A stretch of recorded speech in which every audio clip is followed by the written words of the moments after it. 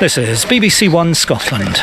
Now at 10 o'clock, the BBC News with Hugh Edwards and Reporting Scotland with Andrew Black.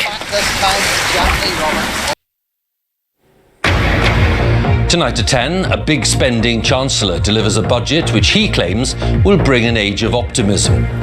In the red box, plans for a thumping £150 billion of extra spending over 3 years to fund new measures.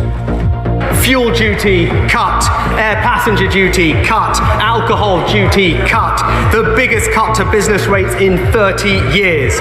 Growth up, jobs up, wages up. But on welfare, universal credit will now be adjusted so that working people will be able to keep more of their benefit.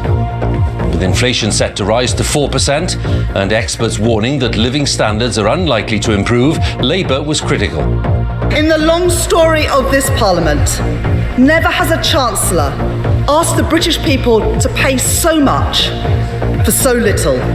We'll be looking at the measures in more detail and the real terms rise in spending for every government department. Also tonight, US police say the actor Alec Baldwin was handed a gun containing a live round on a film set where a colleague was accidentally shot dead. And the Australian professional footballer hailed as a hero worldwide for deciding to share the news that he's gay. Later in the hour, we'll have Sports Day on the BBC News channel with all the latest reports, results, interviews and features from the BBC Sports Centre. And on Reporting Scotland, the rail strike due to be held during COP26 is called off. And the Chancellor pledges funding for Scotland in his budget. The SNP says the plans are a failure.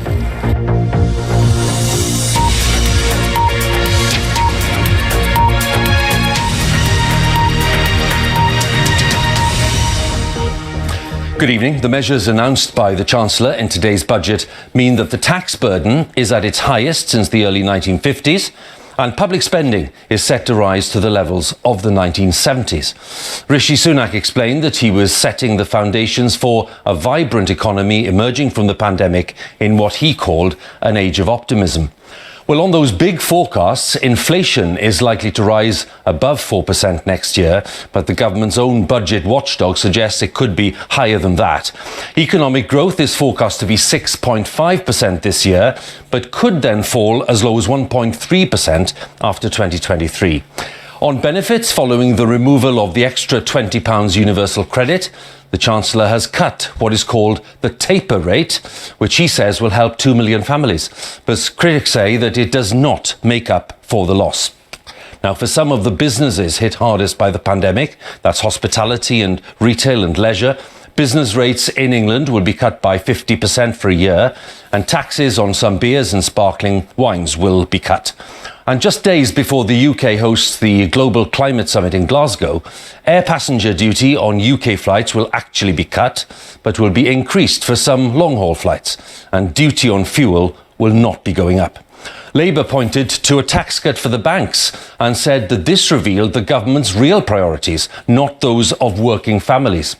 This report by our political editor Laura Kuensberg includes some flashing images.